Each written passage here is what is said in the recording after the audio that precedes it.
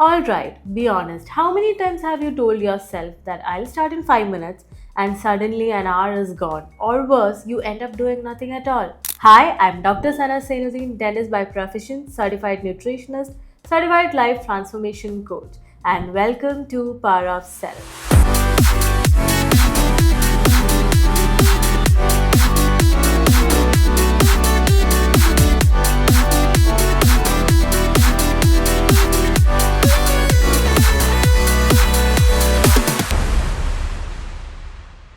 So, why do we procrastinate? Most people think procrastination is about being lazy, unmotivated, or just bad at managing time. But that's completely wrong. It's much deeper. So, let's get into the science why we procrastinate. So, if procrastination isn't a time problem, then what's it? A brain problem. Let's get deep into it. Number one, brain tug of war.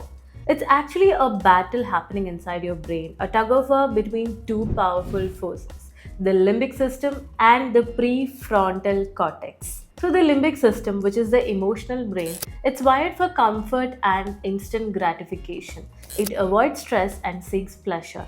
So that's the reason when you open that boring task, it instantly pushes you something easier, like scrolling the phone. Simple. And the prefrontal cortex, the rational decision making center, it helps you to set goals, make plans, and do something for long term success. But here's the problem, the limbic system is the oldest and faster. It reacts before logic even has a chance to kick in.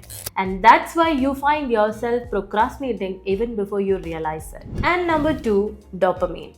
Our brain loves dopamine, which is a feel good neurotransmitter responsible for watching Netflix, binge eating, scrolling Instagram, or even arranging your desk gives you a dopamine hit. But the real work, dopamine comes later. Your brain struggles to wait, so it pushes you towards something easy, fast, rewarding activities. Number three, fear, stress, and avoidance loop.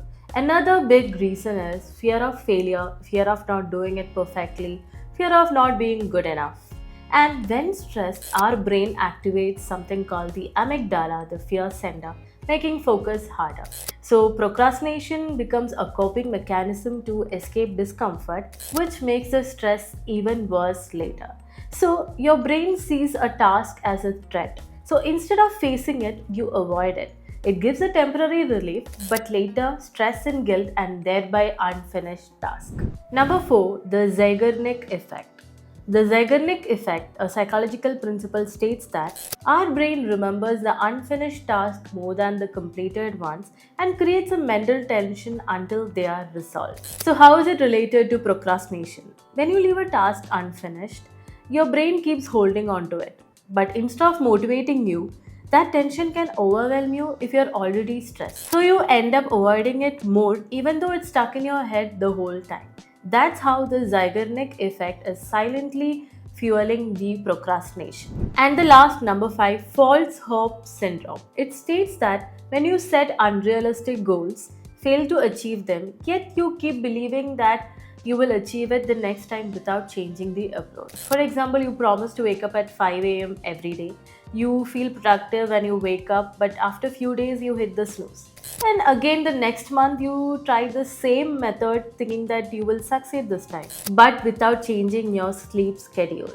So, this keeps you stuck in a procrastination cycle, and you can correct it with small, consistent actions that actually lead to progress. So, with that, I hope you have understood the science behind procrastination. So, now let's get in to see how we can overcome this.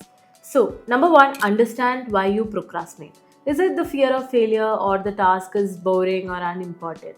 Number two, write down the cost of procrastination. Write down all the problems you're causing because of it, like missed opportunities or stress, whatever.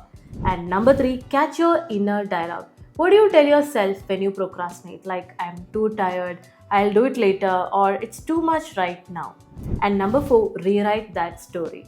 Replace it with some empowering thoughts like, I'll just get started and let me see how far I can go, or I'll just do it imperfectly. And number five, use the 2-minute rule. Just get started for 2 minutes, and most times you will continue. And number six, start small. Break down the task and get done with the most difficult one in the morning. And number seven, tracking. Just small wins deserve recognition. Simple as that. Number 8, know your triggers and remove the distraction. Instagram, TV, people. Create a distraction free environment. Number 9, prepare your environment. Before you get into your work, clear your environment. A clean space means a clean mind. Number 10, build an accountability partner. Have someone to watch your behavior. Maybe it can be your partner so that before bed, just discuss what you have been doing the whole day. Simple. Number 11, visualize the success. Visualize yourself doing the job done and visualize how it feels once the job gets done. Simple. And the last one, set a clear intention. If your why is clear, the how will be easier. So ask yourself every time you get into something, why am I actually doing this? What's the purpose behind it? It's that simple, guys. So now you have got some 12 powerful steps. Don't just let them sit in your head and be stuck. No. Pick one, start small, and take an action today because that's how real change happens. And tell me in the comments which one step are you going to try first. I would love to know. So if this helped, share it with someone who needs to hear this because let's grow together, my Power Fam. So this is Power of Self signing off. See you in the next one. Until then, stay healthy, stay powerful.